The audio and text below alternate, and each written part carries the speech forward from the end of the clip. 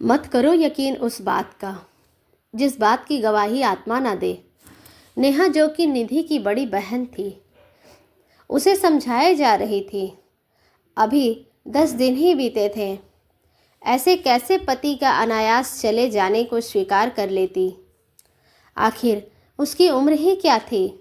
बस 45 साल। इस उम्र के लड़के लड़कियां तो आजकल दूल्हा दुल्हन बनते हैं। इस उम्र में उसे यह उम्मीद करना कि वह जीना छोड़ दे, जोगन बन जाए, सर्वथा अनुचित लग रहा था। उसके ससुर जी जाने किस जन्म का बदला ले रहे थे। किसी तरह उसे श्रीहीन करने पर उतारू थे। माना उसके घर का बेटा गया था, पर क्या बहू किसी की बेटी नहीं थी? बेटे के प्रति अपने फर्ज निभाने में कुछ इस कदर बौरा गए थे कि उस मासूम बच्ची का ख्याल तक न आ रहा था। नियमों का पालन सख्ती से किया जाएगा, इसमें कोई कुछ नहीं बोल सकता, कहकर उन्होंने अपना निर्णय सुना दिया। समझ में आ गया कि यह सामाजिक नियमों का मामला कम बल्कि निधि के मान अभिमान को रौंदने की साजिश ज़्यादा थी। उसे बेरंग करने पर वह आमादा थे। निधि के सामने एक सफ़ेद चादर सी साड़ी पड़ी थी। कुछ सजी धजी बुजुर्ग महिलाएं उसका श्रृंगार उतार उसे वह पहनाना चाहती थी। नेहा उसे देखकर अंदर तक कांप गई। उससे दुनी उम्र की महिलाएं साज श्रृंगार में हैं और वह छोटी सी उम्र में सादगी ओढ़ ले, यह बात बर्दाश्त के बाहर की लग रही थी। उसने एक नज़र उन पर डाला तो वे और भी ठिठाई से आगे बढ़ी और एक एक कर उसके गहने उतारने लगे। निधि स्तंभ थी। उसकी आंखों में अभी भी पति का वह प्रणयी रूप समाया था। कैसे लाल गुलाबी कपड़ों में देखते ही उसे अपनी निगाहों के घेरे में कैद कर लेते थे। जब वह उन्हें याद दिलाती कि ऑफिस नहीं जाना है, तब वह मन मार कर दफ्तर का रुख करते। उस रोज भी यही तो हुआ था। गुलाबी दुपट्टे के जैसे ही उन्हें छुआ, वह खुशी से झूम उठे थे और कहा कि आज वर्क फ्रॉम होम कर लेता हूँ। मगर ऑफिस के लगातार आते फ़ोन ने जाने का विवश कर दिया। लंच के समय वह फ़ोन मिलाती रही, पर कोई जवाब न आया और वापसी में वह आए भी तो ऐसे आए जिसकी कभी कल्पना भी नहीं की थी। माँ बेटे तो ऐसे फूट फूट कर रोए जैसे उनका सब कुछ चला गया। 10 वर्ष का बेटा अभिनव अल्पायु में ही वह देख रहा था, जो वयस्क होने पर भी देखना असहनीय होता है। इस हृदय विदारक दृश्य को देखकर कौन नहीं द्रवित हो उठा। घर परिवार, रिश्तेदार, यहाँ तक कि सारी कायनात रो पड़ी। जब जीवन से भरपूर निधि बेरंग हुई, उसके होठों से जैसे हंसी गायब हो गई थी और अब लोग उसके कपड़ों के रंग बदलना चाहते थे, या कहे कि उसकी ही सफ़ेद कर देना चाहते थे कि अचानक अभिनव चीख पड़ा, मेरी मम्मी वैसे ही रहेगी जैसे रहती थी। पापा हमें छोड़कर चले गए हैं, अब मेरी माँ को तो जीने दो। हम आपसे मांग कर तो नहीं खा रहे हैं। मेरे पापा ने इतना कमा कर रख दिया है हमारे लिए कि हम आराम से वैसे ही जी सकते हैं जैसे जीते आए थे। और हाँ, मेरी माँ कभी सफ़ेद कपड़े नहीं पहनेगी, मैं नहीं पहनने दूंगा, क्योंकि पापा को इस रंग से सख्त नफरत थी। चुप चुप अभिनव, मत बोल, रिश्तेदारों का लिहाज कर। निधि ने उसे चुप तो करा दिया, पर भावुक हो आए बेटे को सीने से लगा सिसक उठी। उसके पिता बहुत देर से ससुराल वालों के तांडव देख रहे थे। आखिरकार उसने ना रहा गया। उन्होंने अपने जीवन काल में न जाने कितनों का कल्याण किया था। स्त्रियों के उत्थान व समाज सुधार के लिए सदा ही अग्रणी रहे थे। सच्चाई का साथ देने में कभी पीछे नहीं हटे थे। भला अब कैसे चुप रहते? इस बार मामला घर का था। आंसुओं में डूबी बेटी को दूसरा जीवन चाहिए था और वह पिता का फर्ज निभाने के लिए तन मन धन से तैयार थे। देखिए समधे जी, माना यह आपके परिवार का मामला है, मगर यह मेरे भी परिवार की बात है। मेरी बेटी बेरंग नहीं होगी। यह उम्र उसके हंसने खेलने की है। वह अपना जीवन जिएगी। और सबसे बड़ी बात तो यह है कि आप भी अच्छी तरह से जानते हैं कि आपके स्वर्गवासी बेटे की भी यही इच्छा थी। मैं उनकी खुशियों का सम्मान करते हुए अपनी बेटी का श्रृंगार नहीं उतरने दूंगा। क्या बेतुकी बात कर रहे हैं आप? मेरा जवान बेटा चला गया और आप अपनी बेटी को सजाने की बात कर रहे हैं। नहीं, मैं भेदभाव खत्म करने की बात कर रहा हूँ। पुराने नियमों को तोड़ मरोड़ कर अपने पक्ष में इस्तेमाल करने वाले पुरुष ही अक्सर स्त्रियों को जबरन कठिन बंधनों में बांधते हैं। आपने भी तो यही किया। जवानी में ही अपनी पत्नी को खो दिया था, पर इस बात से आपके स्टेटस में तो कोई बदलाव नहीं आया। पत्नी की साड़ी से गठजोड़ी कर सभी पूजा पाठ सहर्ष संपन्न करते रहे। अब आप व्यक्तिगत हो रहे हैं और मैं इसे सहन नहीं करूँगा। तो मेरी बेटी इस दकियानुसी बातों को क्यों सहेगी? वह भी अपने पति की यादों के गठबंधन के साथ सुहागन बनी रहेगी। पुरुष विधुर होकर भी विधुर नहीं तो भला स्त्री कैसे नियमों की एक रूपता में क्यों नहीं? सबसे बड़ी बात तो यह है कि वह अर्धांगिनी है। उनकी तो वह आधे जीवित है। उनके मन में आधे आधे दोनों मिलकर पूर्ण है।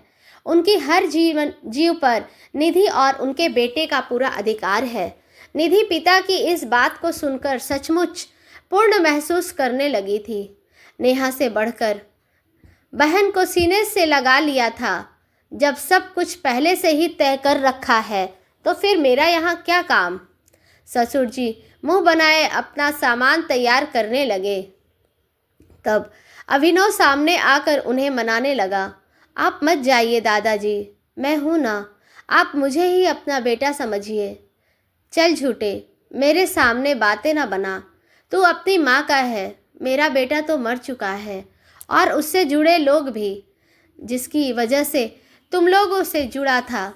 जब वही नहीं रहा तो अब मुझे भी किसी से कोई दरकार नहीं। उनकी बेरुखी बात जैसे ही निधि के कानों में टकराई, उसने अभिनव को पास बुला लिया और कहा, लिए मजबूर हो जा तू भी, ताकि हम एक दूसरे का सहारा बन सके। रिश्तेदारों के अनुरोध पर वह किसी संस्कार के आखिरी दिन तक रुके। कहते हैं जब कोई जहाज डूबता है तो सब एक दूसरे पर इल्ज़ाम देकर अपराध से बरी होना चाहते हैं। उन्होंने भी यही किया था, पर निधि के पिता के हस्तक्षेप ने उनकी एक न चलने दी। पिता भला अपनी बेटी का साथ कैसे ना देते? कायदे से ससुर को पिता बनकर बहू को बेटी वाला स्नेह देना चाहिए था, पर पिता क्या वह तो ससुर भी न बन सके। अपनी दो रंगी नीति और कठोर नियमों में बहू को बांधने की अधूरी चाहत मन में ही रह गई।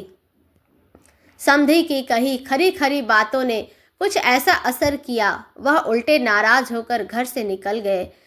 यही सही भी था, क्योंकि वह साथ रहकर कभी इस माँ बेटे को चैन से जीने नहीं देते। फ़ोन की घंटी बजी और शिवानी ने फ़ोन उठाया। उधर से कोई बोला, भाभी, और रोने की आवाज़ आने लगी। शिवानी ने प्यार से पूछा, क्यों रो रहे हो? छोटे बच्चे की तरह अमित रोते हुए बोला, भाभी, और फिर सुबकने की आवाज़ आने लगी। शिवानी बोली, पहले चुप हो जाओ। अमित थोड़ा शांत होकर बोला, भाभी प्लीज़ भैया को छुड़ा दो, मुझसे ऐसी बात मत करो, मैं फ़ोन रखती हूँ। शिवानी यह कहते हुए फ़ोन रखने लगी। तभी उधर से आवाज़ आई, भाभी प्लीज़ फ़ोन मत रखना। भाभी भैया की गलती नहीं है। क्या कह रहे हो तुम? तुम्हें पता भी है मुझे तुमसे इस विषय में कोई बात नहीं करनी। कुछ और बात है तो बताओ। भाभी मैं जानता हूँ, अमित रुंधे हुए स्वर में बोला। शिवानी न चाहते हुए भी थोड़े गुस्से से बोली, क्या जानते हो यह कि भैया ने आपको मारा, और क्यों मारा ये भी जानता हूँ। अमित थोड़ा धीरे से बोला। शिवानी को अब गुस्सा आने लगा और वो थोड़ी देर आवाज़ में बोली, ये सब कहने को तुम्हें किसने कहा? भाभी किसी ने नहीं। मम्मी पापा तो किसी वकील से मिलने गए हैं, उन्होंने तो आपसे बात करने को मना किया है। अमित ने जवाब दिया। तो फिर क्यों बात कर रहे हो? तुम इन सब बातों में मत पड़ो। शिवानी गुस्से से बोली, कैसे न पढ़ूं? वो मेरे बड़े भाई ही है, सब कुछ है, मैं उनके बिना कैसे जीऊँगी? गलती मैंने भी की और सजा भैया भुगत रहे हैं। अमित कहकर चुप हो गया। तुमने कोई गलती नहीं की। तुम्हारे भैया ने मुझे मारा, एक बार भी नहीं, 2 बार पहले थप्पड़ मारा और फिर अगले दिन गला दबाने की कोशिश की। शिवानी झुंझलाहट में सब बोल गई। अमित भी चीख कर बोला, माँ ने कहा था कि उसे सच जान अपने अमित की स्कूल की यूनिफॉर्म की टाई और बेल्ट क्यों छुपाई थी। वो भैया को बार बार फ़ोन करके परेशान किए जा रही थी। भैया ने बताया कि आपने ऐसा कुछ नहीं किया। उन्होंने कहा, आप झूठ बोल रही हैं, आप चाहती ही नहीं कि मैं पढ़ूं। बस भैया को गुस्सा आ गया। मैंने सोचा भैया जब शांत हो जाएं तो मैं सच बता दूंगा। तुम क्या कह रहे हो? तुम्हें पता भी है? शिवानी हैरान होकर बोली। अमित धीरे से बोला, हाँ भाभी जी, मैं जानता हूँ मैं क्या बोल रहा हूँ। 24 जनवरी सुबह 5 बजे आप दोनों बेंगलुरु के लिए निकल गए थे। मुझे लगा था कि उस दिन मैं स्कूल की छुट्टी कर लूँगा, पर मम्मी पापा बोले, नहीं, कोई छुट्टी नहीं, स्कूल जाओ। स्कूल में मेरा टेस्ट था और मैंने याद नहीं किया था। मम्मी पापा को पता था कि बुधवार को स्कूल की यूनिफॉर्म की चेकिंग होती है, इसलिए मैंने टाई बेल्ट जल्दी से बेड में नीचे डाल दी और उनके साथ ढूंढने लग गया। बस ढूंढते ढूंढते समय कट गया। मम्मी को लगा आप छुपा कर गई हैं। उन्होंने तभी भैया को फ़ोन लगाकर गुस्से में आपके लिए बहुत कुछ कहा और साथ में ये भी कह दिया, आप चाहती ही नहीं मैं पढ़ूं। मुझे यह नहीं पता था कि यह इतनी बड़ी बात हो जाएगी। सॉरी भाभी, शिवानी ने दर्द भरी आवाज़ में कहा। तुमने यह बात अपने भैया से क्यों नहीं बताई? मैंने भैया को फ़ोन किया था, पर भैया ने कहा मैं बाद में बात करूँगा। मैं डर भी गया था। भाभी प्लीज़ मेरे भैया को जेल से निकाल दो, उनकी ज़िंदगी ख़राब हो जाएगी। उन्होंने बहुत मेहनत की है, तब जाकर इतनी अच्छी नौकरी मिली है। भाभी प्लीज़ मेरे खातिर। ये कहकर अमित ज़ोर ज़ोर से रोने लगा। शिवानी बोली, चुप हो जाओ, मैं तुम्हारे भैया को जेल से निकाल दूंगी, पर तुम प्रॉमिस करो तुम हमारी इन बातों के बारे में कभी किसी को नहीं बताओगे, अपने भैया तक को ही नहीं। आज के बाद मुझसे बात भी नहीं करोगे। शिवानी ने फ़ोन रख दिया। फ़ोन रख कर वो फुट फुट कर रोने लगी। थोड़ी देर बाद चुप हो गई और कॉम्प्लेट वापस कैसे लेनी है सोचने लगी, क्योंकि पापा ने ही वहाँ से थाने फ़ोन किया था और पुलिस रात को आकर पकड़ कर ले गई थी। तभी दरवाजे पर बेल बजती है। वह दरवाजे के पीप होल से देखकर दरवाज़ा खोल देती है और दरवाज़ा खोलते ही अपने पापा के गले लगकर खूब रोती है। उसके पापा की भी आंखें नम हो जाती है। फिर उसके पापा उसे चुप करवाते हैं और उसे कहते हैं, तैयार हो जाओ, थाने जाना है, FIR लिखवानी है। रात को सिर्फ तुम्हारे प्रोटेक्शन के लिए पुलिस उसे ले गई थी। शिवानी पहले अपने पापा को पानी देती है और फिर चाय बनाकर लाती है। पापा कहते हैं, चाय क्यों बनाई? शिवानी कहती है, पापा पहले मुझे आपसे कुछ बातें करनी हैं। और फिर वह बैठकर सब बातें बताती हैं। बातें सुनकर पापा एक गहरी लंबी सांस लेते हैं और कहते हैं, तो अब तू क्या करना चाहती है? दुखी मन से पूछते हैं। पापा मुझे कुछ नहीं करना, बस आप उस इंसान को जेल से निकलवा दो और अब मैं अपनी ज़िंदगी खुद ही जीऊँगी। अभी आपके साथ आपके घर जाऊँगी और नौकरी करूँगी, बस अभी और कुछ नहीं। उसके पापा उसके सर पर हाथ रखकर एक लंबी सांस लेते हैं और कहते हैं, बेटा वो तेरा घर है और सदा तेरा ही रहेगा। भावुक हो उठते हैं। फिर अपने को संभालते हुए कहते हैं, तू जो चाहे कर, बस खुश रहने की कोशिश कर। और खुद के आंसू संभाल नहीं पा रहे। ऐसा ही होता है बाप का प्यार।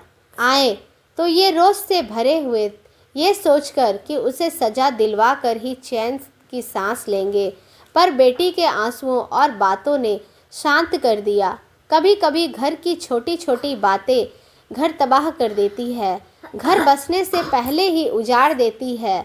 सपनों के ताजमहल मिनट में ढेर कर देती है। मेरी बेटी का क्या कसूर है? ये सब सोचते हुए उठते हैं और शिवानी के सामान पैक करने को कहते हैं।